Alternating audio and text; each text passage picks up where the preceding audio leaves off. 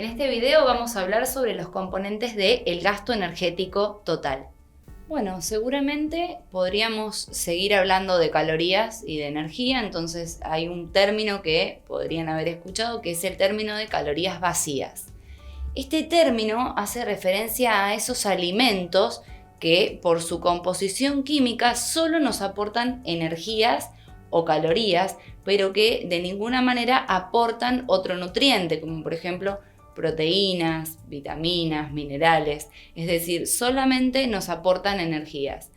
En este caso entonces son las que están contraindicadas muchas veces porque al solo aportar energía no tienen ningún beneficio para la salud extra en lo que es su consumo.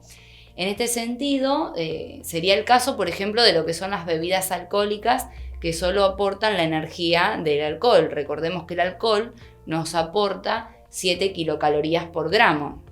Después también en este grupo se pueden llegar a incluir alimentos que están muy refinados y que solamente también nos aportan energía porque en ese refinamiento industrial que sufren pierden en ese proceso muchas vitaminas y muchos minerales. Por lo tanto, solo queda la energía, como es el caso del azúcar refinado. Otro término que tenemos que terminar de describir o definir es el del metabolismo. Entonces, ¿qué es el metabolismo? Es un conjunto de reacciones físicas y químicas que se producen en el organismo de todo ser vivo y que le permiten justamente a los seres vivos realizar sus funciones vitales, es decir, todo lo que tenga que ver con mantenerse con vida. La transformación de los alimentos en energía y la formación de nuevos componentes que siempre necesita el cuerpo, por ejemplo, como hormonas y enzimas, son parte de procesos metabólicos. Es decir, que cuando hablamos de metabolismo, no hablamos solo de la oxidación de los nutrientes para obtener energía, sino también de el proceso de armado de nuevas moléculas que también son vitales. Por otra parte, también se puede ver que hay un término que es el índice metabólico, y ese índice metabólico lo que hace es reflejar la velocidad con la que el organismo utiliza la energía, es decir, hay metabolismos que están acelerados y se utiliza la energía mucho más rápido y otros que no, donde la energía se utiliza de manera más lenta. El concepto de metabolismo incluye dentro dos importantes procesos. Bueno, uno de ellos es el anabolismo, y cuando hablamos de anabolismo nos referimos al proceso de formación o metabolismo constructivo, por medio del cual se sintetizan nuevos tejidos a partir de los nutrientes que incorporamos de los alimentos. Para un individuo, por ejemplo, este anabolismo puede significar aumentar la masa muscular debido al entrenamiento. Otras cuestiones que se relacionan con el anabolismo es, por ejemplo, el crecimiento que tienen los niños. El anabolismo en sí necesita energía, es decir, que todos los procesos metabólicos de construcción de nuevas sustancias o de nuevos tejidos necesita de la energía que aportan los alimentos.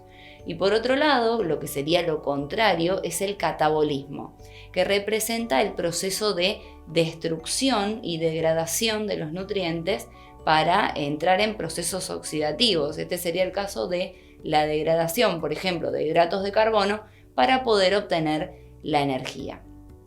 Entonces, siguiendo con toda esta línea de los procesos energéticos, nos tocaría hablar de los componentes del gasto energético total.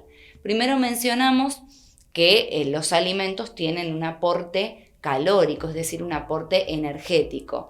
Toda esa energía que ingresa en el organismo en forma primero de alimentos, que luego va a ser degradada, transformada, es la energía bruta, es decir, la energía total que ingresa. Pero el gasto energético que tiene una persona es otra cosa. Entonces, el gasto energético diario, lógicamente, condiciona las necesidades calóricas que tiene una persona. Es decir, que ese ingreso debería estar condicionado junto con el gasto que tiene el individuo en términos energéticos. Y este gasto energético total tiene 3 distintos componentes.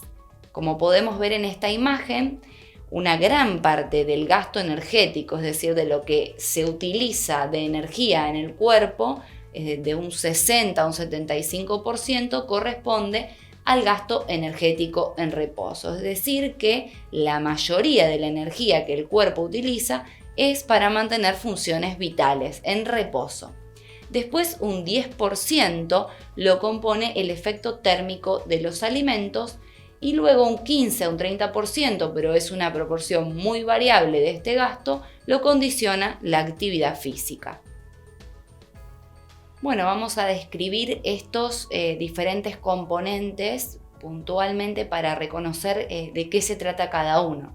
Entonces vamos a comenzar con el más importante, que es el gasto energético en reposo, que incluye en sí la energía necesaria para mantener las funciones vitales del organismo en condiciones de reposo. Por ejemplo, lo que es la circulación sanguínea, los procesos de respiración, de digestión. En los niños, además, este concepto incluye el coste energético que tiene el crecimiento, esto que decíamos del anabolismo. Este gasto energético en reposo se mide generalmente por la mañana, a temperatura ambiente, en estado de relajación corporal, aunque la persona está despierta, y con un ayuno de 12 a 18 horas. Esto es así porque hay distintos factores que influyen en este gasto energético en reposo. Es decir, que no todas las personas van a tener el mismo gasto energético en reposo, sino que varían mucho, por ejemplo, dependiendo de la edad. En edades más tempranas este gasto energético es mayor debido a la demanda anabólica, a los procesos de construcción. Hay una gran intensidad en las reacciones celulares, rápida síntesis, por ejemplo, de proteínas, obviamente todo esto relacionado con los procesos de crecimiento. Este gasto energético va declinando significativamente con la edad. Hay estudios que estiman una caída del metabolismo del 1 al 2% por cada década después de los 20 y hasta los 70 años. Y esto seguramente tiene que ver con la disminución de la masa celular activa, es decir, las células que pueden llevar a cabo este metabolismo. Otro componente que influye en el gasto energético en reposo es el género. A partir de los 10 años de edad se empiezan a ver pequeñas variaciones entre los géneros, ya que las mujeres poseen morfológicamente una mayor cantidad de masa grasa que es metabólicamente menos activa. Entonces, se necesita para realizar la misma actividad física mucho más gasto energético por parte de la población masculina. Otro componente entonces va a ser lógicamente la composición corporal de la persona, ya que el metabolismo es mayor en la masa magra y visceral que en lo que es la masa grasa. Por lo tanto, podríamos inferir que las personas que tienen una gran cantidad de masa muscular van a tener un mayor gasto energético en reposo. Después también las situaciones de embarazo y de lactancia determinan un aumento del gasto energético en reposo, ya que hay procesos de crecimiento que son uterinos, placentarios y fetales. Entonces va a haber mucho anabolismo, sobre todo en el embarazo en el último trimestre, ya que hay un aumento significativo del crecimiento y del metabolismo del feto. Y después, y por último, pero no menos importante, otro factor que condiciona el GER, el gasto energético en reposo, son las situaciones emocionales. La emoción, el estrés, que aumenta las catecolaminas, por ejemplo la adrenalina, la ansiedad, son situaciones que estimulan mucho al sistema nervioso simpático y por ende aumentan el gasto energético en reposo. Otro componente que mencionábamos dentro de lo que es el gasto energético total era el efecto térmico de los alimentos. Bueno, este representa un aumento por encima del gasto energético en reposo, esa elevación que se produce normalmente 1 hora después de la ingesta y que puede durar hasta 4 horas después, es decir que es un producto de la energía que se utiliza para la digestión, el transporte, el metabolismo y el depósito de esos nutrientes que ingerimos cuando nos alimentamos. Representa, recordemos, aproximadamente un 10% de lo que es el gasto energético total, y estudios que se hicieron sobre este componente puntualmente nos indican que el efecto térmico puede ser mayor después de las ingestas matutinas y las comidas del mediodía y que es menor durante las comidas nocturnas. También representa el porcentaje de la energía que aporta un nutriente que puede ser utilizada para digerirlo y luego absorberlo.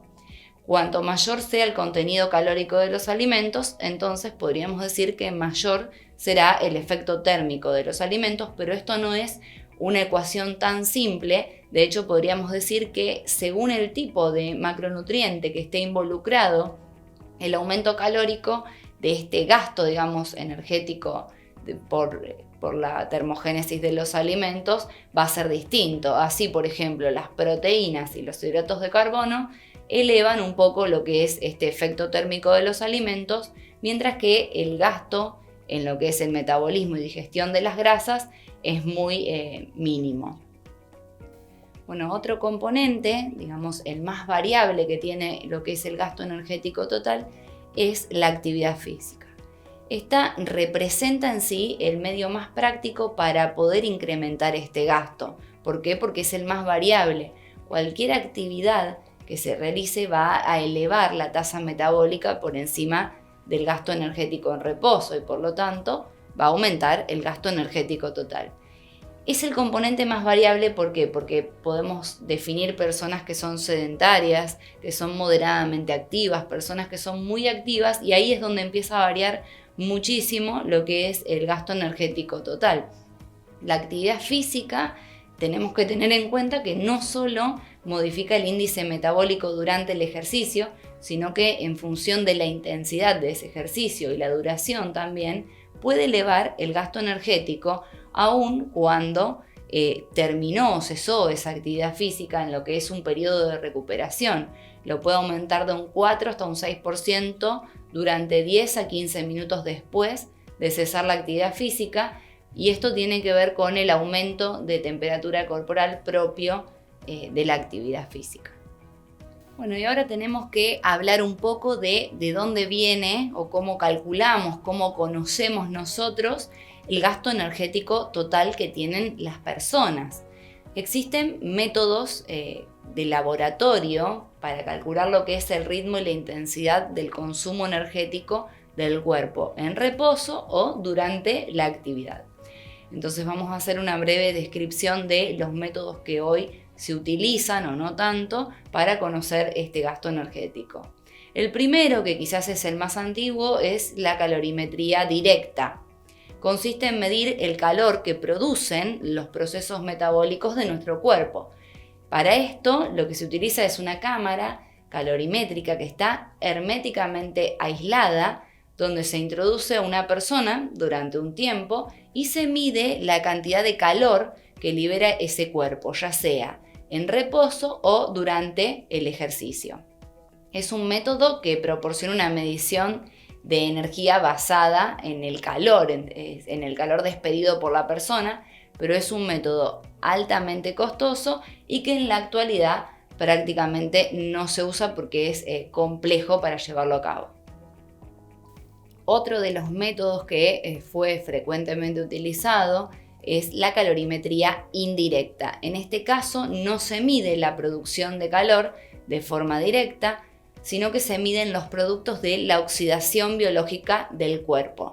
Dijimos que cuando el metabolismo se aprovechaba el total de los nutrientes, se producía dióxido de carbono y oxígeno. Entonces, se consume oxígeno, se produce dióxido de carbono y a partir de eso, que se mide con un espirómetro, se calculaba la cantidad de energía necesaria para un trabajo físico y de qué nutriente proviene esa energía. Y el último método que se conoce y que hoy por hoy es, digamos, el más utilizado, es el método del agua doblemente marcada. Es un método que permite la medición del gasto energético total o de 24 horas, determinando con muy buena precisión los requerimientos energéticos que tiene una persona en su entorno realizando una actividad diaria normal. Es decir, que a diferencia de los otros, esta persona sigue con su vida normal y a partir de ahí se calcula el requerimiento o el gasto energético que tuvo durante el día. Hoy por hoy esta técnica es considerada el gold standard para la medición del gasto energético total en la vida libre. Sin embargo, por cuestiones económicas en la Argentina no se utiliza, pero sí de esta técnica salen los requerimientos energéticos o las recomendaciones energéticas a nivel poblacional. La técnica consiste en la administración de isótopos conocidos en una dosis conocida de hidrógeno y isótopos de oxígeno. Y luego del día que la persona se va a su casa y hace una vida normal, se mide el nivel de esos isótopos en distintos fluidos corporales y a partir de ahí se hacen algunas ecuaciones y se llega a el gasto energético que tuvo esa persona durante el día. Bueno, y esos fueron los componentes del gasto energético total. Espero que lo hayan podido comprender y nos vemos en el próximo video.